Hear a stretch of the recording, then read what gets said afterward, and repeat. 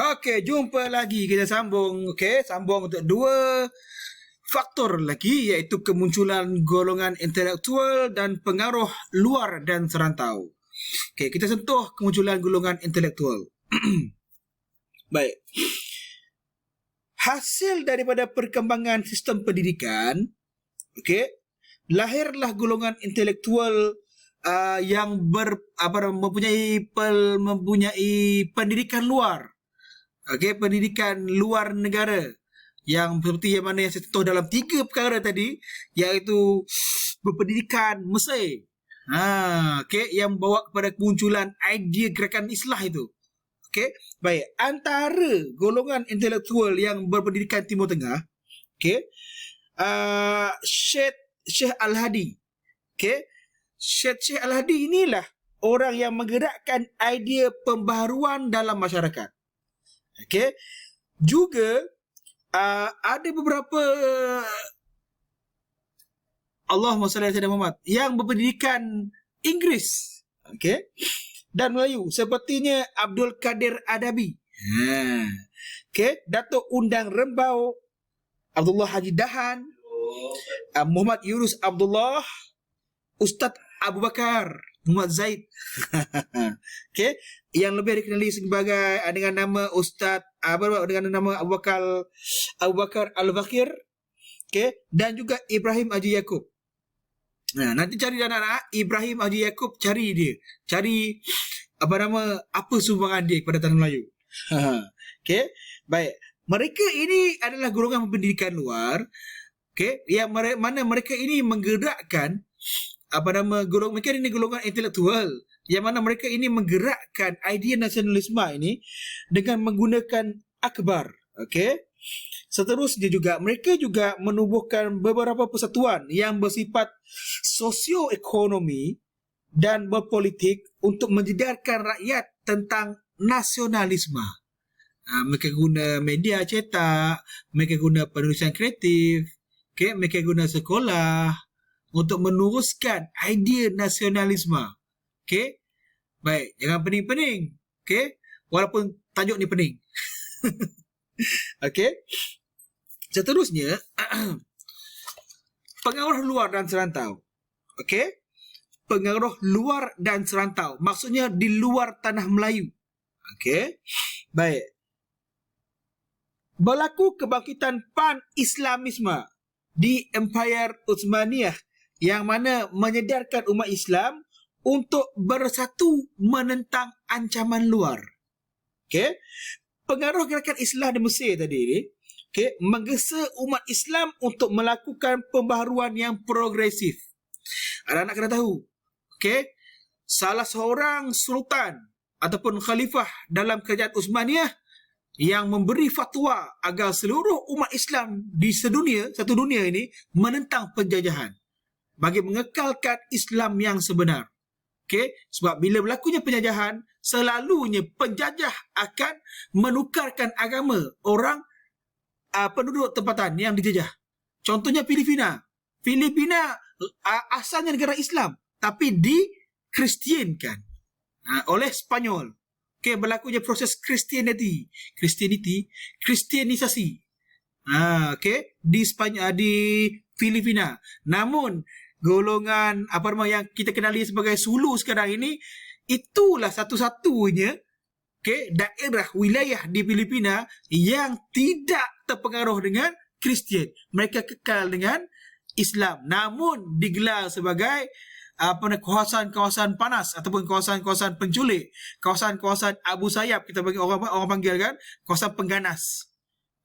Okey, baik, itu adalah pandangan media. Kalau media kata baik, kita akan dapat benda yang baik. Kalau media kata buruk, kita pun fikir buruk, padahal kita tak tahu pun cerita sebenar.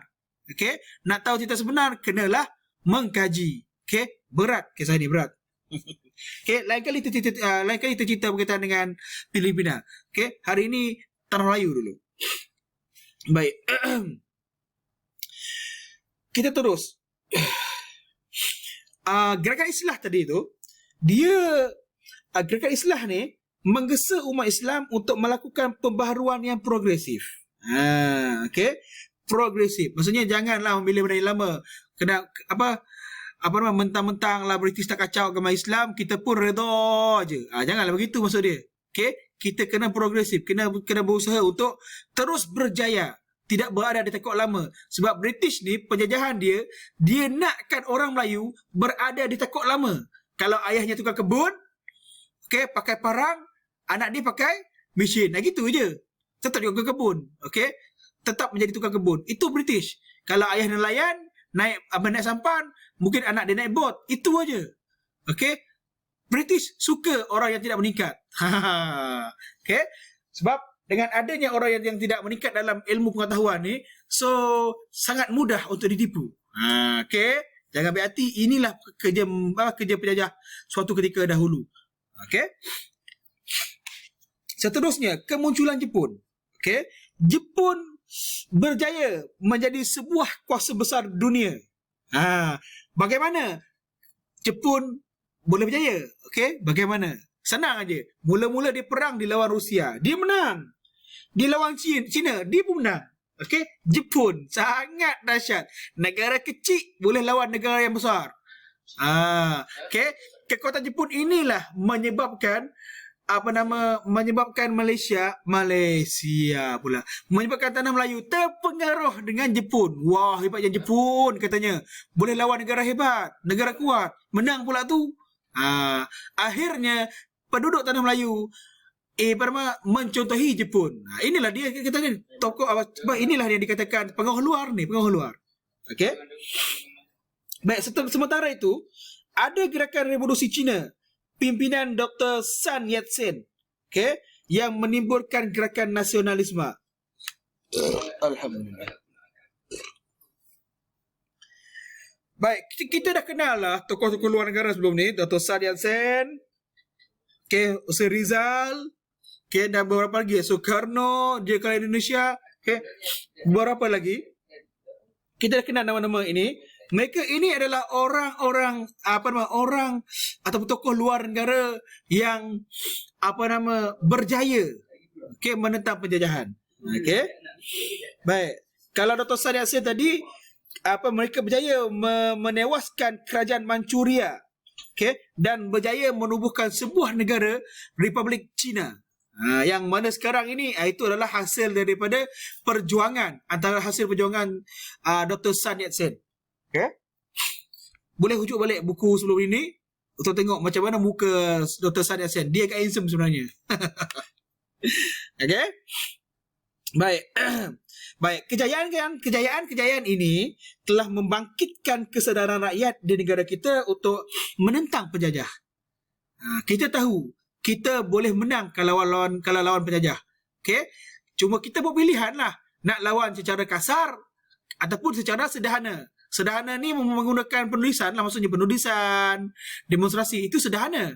Okey, rundingan itu sederhana. Kalau yang kasar ini dipanggil radikal, lebih mementingkan pertumpahan darah.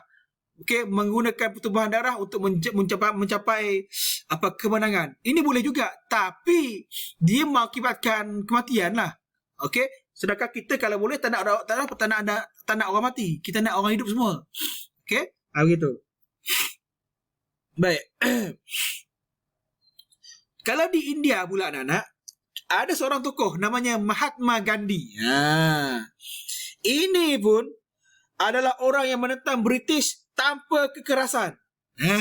Tanpa kekerasan. Cara Mahatma Gandhi inilah, okay, yang memberi inspirasi kepada pergerakan nasionalisme yang sederhana. Mahatma Gandhi tidak ada peperangan. Bagus dia ni. Okay. Baik. So demikianlah anak-anak yang saya dapat ceritakan sekarang ni, yang dapat saya rungkaikan di sini, saya simpulkan sekarang ini ialah, okey, pentingnya gerakan nasionalisme untuk membentuk sesebuah kerajaan.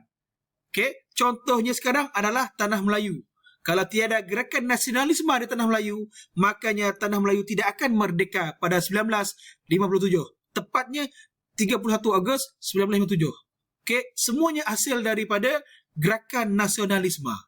Okey, baik. Kalau tak ada gerakan nasionalisme itu juga, Malaysia itu tidak akan wujud. Walaupun, okey, walaupun adanya tentangan-tentangan negara luar. Contohnya Filipina, dia menentang kewujudan Malaysia.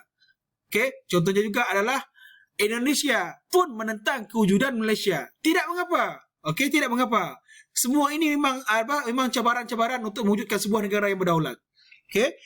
Dipendekkan cerita kat sini, kita jangan lupa kita jangan sesekali lupa